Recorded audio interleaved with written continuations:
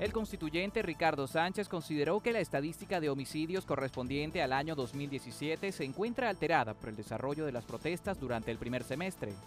Y creo que sin duda alguna eso afecta o incide en los despliegues operativos que se venían haciendo desde el comienzo de año y que de enero a abril impactaron claramente la cifra y la estadística criminal, reduciendo significativamente la cifra de homicidios, la cifra de secuestro y la cifra de robo y hurto a personas. Sin embargo, de abril al mes de julio, claramente, había un nivel de crispación, de violencia política, eso sí que los despliegues operativos que se venían realizando, fundamentalmente con el componente Guardia Nacional Bolivariana y PNV, dedicaran mayores esfuerzos precisamente a atender esta contingencia.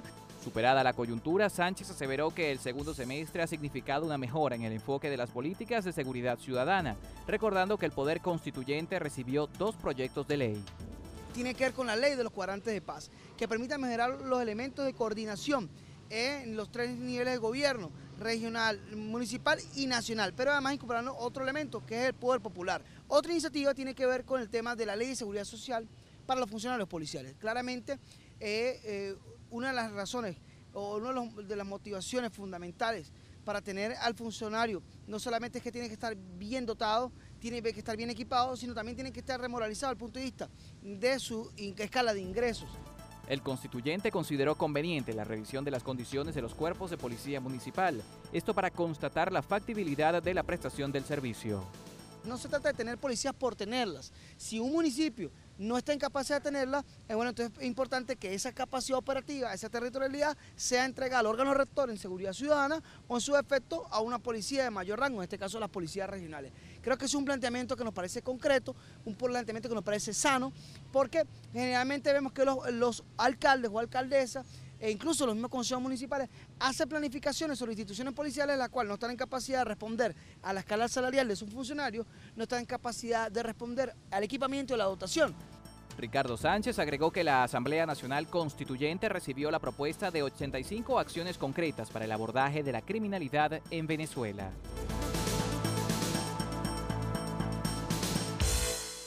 Sobre las cifras publicadas por organismos no gubernamentales en torno a la participación de funcionarios de seguridad ciudadana en los homicidios del año 2017, Ricardo Sánchez lamentó que se utilice la estadística para vender la imagen de una política de exterminio por parte del Ejecutivo. Del Valle, con esta información el contacto va nuevamente contigo en el estudio de Reporte Estelar, como siempre, invitando a la audiencia a participar con la etiqueta de la noche, Reporte Seguridad, para sus preguntas y comentarios.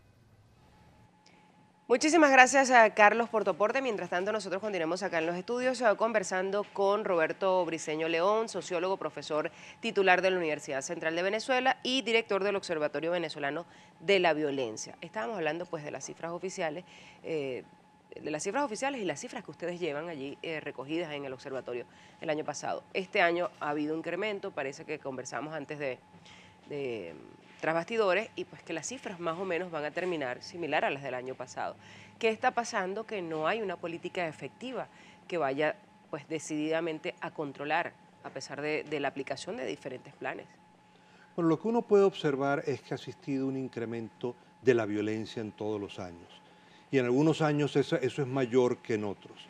Una de las personas que enviaba un mensaje al inicio decía que realmente los homicidios los hay en cualquier lugar del mundo. Y eso es cierto, no hay país del mundo que no tenga homicidios. Lo que pasa es que las diferencias en las magnitudes, en los números son muy grandes.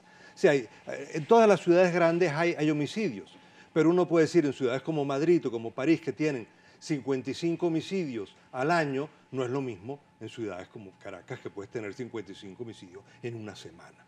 Entonces hablamos de diferencias muy grandes. ¿Qué es lo que sucede con las cifras? La Fiscalía logra, a comienzos de este año, ofrecer cifras sobre homicidios y sobre víctimas catalogadas como resistencia a la autoridad. Son unas cifras bastante sorprendentes, porque cuando uno coloca las tasas de homicidio que puede sacarse de estas cifras, ¿no?, que son inferiores a las que damos las universidades, porque nosotros incluimos otra categoría que llamamos averiguaciones de muerte y que son aquellas que no llegan a la estadística oficial ni a los datos, estamos hablando que Venezuela tiene el doble de homicidios que Colombia. Ya estamos hablando de una situación extremadamente grave en el país. Tomando en cuenta que Colombia ha venido de un proceso de guerrilla durante muchos años y de un tema de violencia bastante fuerte. Y que fuerte. por muchos años fue el país más violento del mundo, pero logró disminuir esa cifra. Logró bajar, en cambio en Venezuela aumentamos de una manera notable. Eso se saca a partir de lo que se llaman tasas, que se miden por cada 100.000 habitantes. Nuestro cálculo es que la tasa de Venezuela está alrededor de 92 homicidios por cada 100.000 habitantes. La tasa que se puede derivar de los datos que ofrece la Fiscalía es 71. Bueno, cuando uno toma cualquier otro país de América Latina, toma Colombia, tiene una tasa de 30, toma México, tiene una tasa de alrededor de 20. Brasil, están muy preocupados porque el año pasado subió a 29. Sí, estamos hablando de un abismo muy grande. Y entonces uno dice, ¿qué ha pasado allí? Eso no solamente es un problema de una mala policía o de que la policía no tiene, ha sido una concepción de la seguridad, una concepción que ha sido equivocada, una decisión de no actuar, una decisión de no perseguir el delito y no perseguir a los delincuentes, una concepción en la cual pues, la categorización propiamente de la violencia no se veía muy mal, porque más bien podía ver como parte del proceso político o como que podía ayudar al proceso político. Cuando tenemos todas esas características, sencillamente no es posible que los planes de seguridad o que las políticas de seguridad funcionen. Hemos tenido 23 planes, no hay ninguna evaluación de lo que ha ocurrido con esos planes. Hemos tenido planes de desarme, pero en Venezuela aprobó la ley de desarme antes que en Brasil. En Brasil se aplicó, en Venezuela no se aplicó. Un gobierno como el del presidente Lula aplicó la política de desarme. En Venezuela no se aplicó, en consecuencia no tuvo los efectos que se pudieron tener acá. Ahora, hay un problema. Es grave, ya pues lo vemos reflejado en la tasa de, por ejemplo, más evidente de homicidios, robos constantes, hurtos, cualquier cantidad de delitos ocurren en estos momentos en Venezuela. ¿Qué podemos hacer o qué puede hacer el Estado venezolano para tratar de decir ahora, mira, yo me voy a sentar y quiero solventar esta situación? Bueno, uno básicamente dice que hay 3 grandes orientaciones que se pueden tener. Una primera es que tiene que mandarse un mensaje muy claro a la sociedad, donde no es lo mismo ser un trabajador honesto que ser un homicida, donde no es lo mismo ser un malandro que ser un delincuente o ser un estudiante dedicado.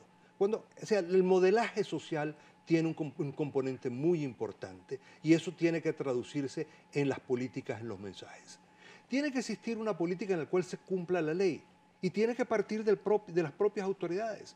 Cuando las propias autoridades quebrantan la ley, cuando la ley no importa y la ley es flexible, cuando la ley se utiliza para perseguir a tu enemigo, ahí se quiebra lo que es el sentido de la norma. Y en tercer lugar, hay que reducir fuertemente la impunidad.